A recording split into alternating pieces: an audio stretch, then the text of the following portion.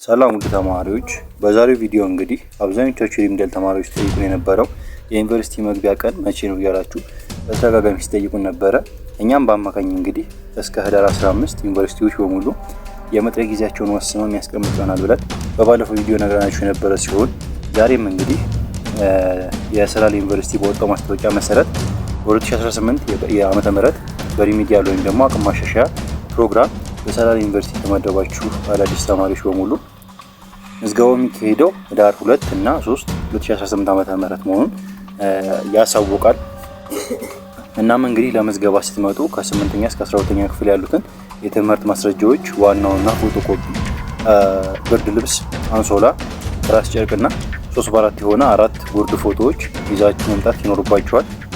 ሁለተኛ ደረጃ ደግሞ የምዝገባ ቦታ የሚሆነው ሰላሌ ዩኒቨርሲቲ ጄኔራል ታደሰ ብሩ ካምፓስ መሆኑን እና ከተጠቀሰው ጊዜ አስቀድሞ ሆነ ዘግይቶ የሚመጣ ተማሪ ዩኒቨርሲቲው የሚያስተናግድ መሆኑን ይገልጻሉ። እንግዲህ ከባለፉት ዓመታት ጀምሮ የ12ኛ ክፍል ማጠናቀቂያ ፈተና ሰርተፊኬት ለተማራችሁባቸው ትምህርት ቤቶች የሚላክ ሲሆን በአሁኑ ሰዓት እንግዲህ ይሄ ትምህርት ሚኒስቴር ማንኛውንም ኦሪጂናል የሆነ የ12ኛ ክፍል ማጠናቀቂያ ሰርተፊኬት ያላከ መሆኑን ያሳወቁ እንግዲህ ያንን ሰርተፊኬት የምታገኙበትን ቪዲዮ እንግዲህ በባለፈው ቪዲዮ ላይ አስረድተናችኋል። እንዴት ማግኘት እንደምትችሉ የተለያዩ ኮፒ ቤቶች ሄዳችሁ 12ኛ ክፍል ሰርተፊኬታችሁን በዋነኝነት ኮፒ አድርጋችሁ ደግሞ ወደ ዩኒቨርሲቲ ይዛችሁ እንድትሄዱ የገለጹ ሲሆን እናንተም እንግዲህ ይህን ነገር አድርጋችሁ አዘጋጅታችሁ መጠበቅ ይኖርባችኋል። ቀጣይ ደግሞ የተለያዩ ዩኒቨርሲቲዎች በዚህ ታይም ስኬል መሰረት ይጠራሉ ብለን እናስባለን።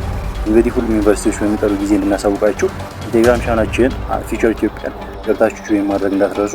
እኛም እንግዲህ የተለያዩ አዳዲስ መረጃዎች በሚኖሩ ሰዓት ከስር ከስር እየተከታተልን እናሳውቃችኋለን።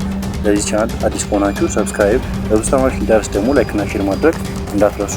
የሰጣችሁን ጊዜ እናመሰግናለን። መልካም ቀን ይሁንላችሁ።